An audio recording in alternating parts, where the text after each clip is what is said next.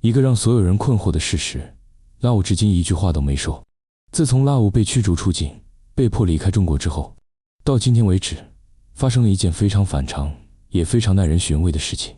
他没有在网络上说过任何一句话，没有公开视频，没有文字回应，没有委托说明，甚至连一句模糊的解释都没有。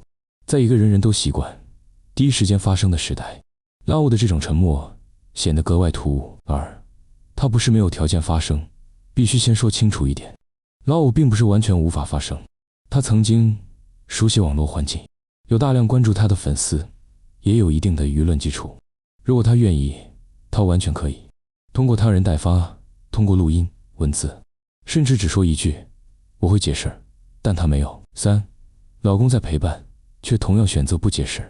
拉武的老公目前陪在他身边，在坦桑尼亚生活，但同样令人困惑的是，他也没有解释，他没有对外说明驱逐原因，澄清法律层面的问题，替拉武回应网友的疑问。两个人仿佛在一夜之间共同进入了沉默状态。4. 网友的疑问其实并不过分，很多网友提出的并不是指责，而是疑惑。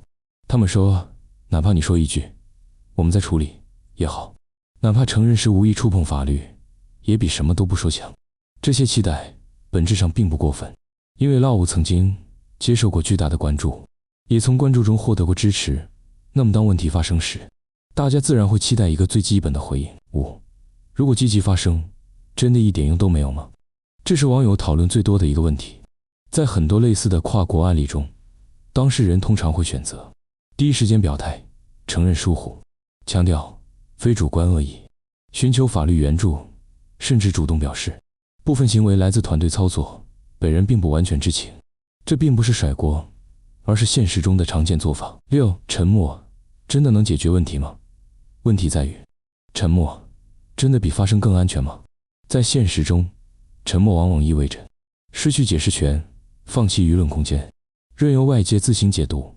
而现在，关于拉武的各种猜测，正是在这种沉默中不断发酵。7. 他是在保护自己，还是已经无力反抗？这是一个必须认真对待的问题。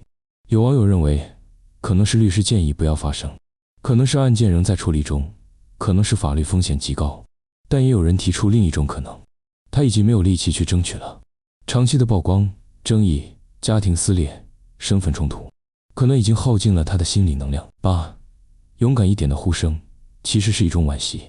很多网友说，如果他能勇敢一点站出来，也许结果会不一样。这句话的背后，并不是站在道德高地的指责，而是一种惋惜。惋惜他曾经有机会，却没有抓住。9. 但我们也必须承认，发声的代价很高。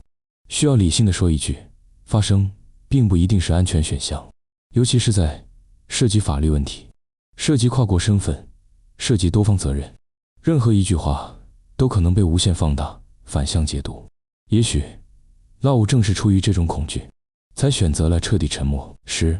可问题是，沉默同样会带来后果。沉默并不会让问题消失，相反，它会让谣言填补空白，情绪替代理性，支持者逐渐失望，到最后，连原本愿意理解他的人也开始感到无力。11. 粉丝真正想要的不是完美的答案。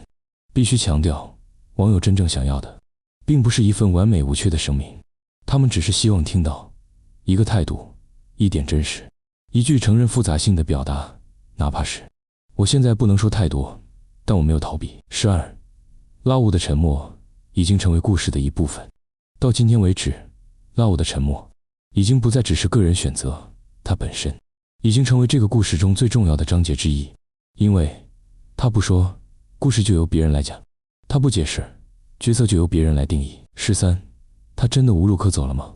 这是一个残酷但必须问的问题。是法律已经彻底封死可能性，还是他对结果已经不再抱希望？又或者他被建议彻底消失，外界无从得知，但可以确定的是，他没有选择争取舆论支持这条路。14. 如果他永远不说话，会发生什么？如果拉武继续保持沉默，他的形象将被彻底定型，他的动机将永远被猜测，他的经历将成为他人口中的案例，而他本人将逐渐被抽离出叙事主体。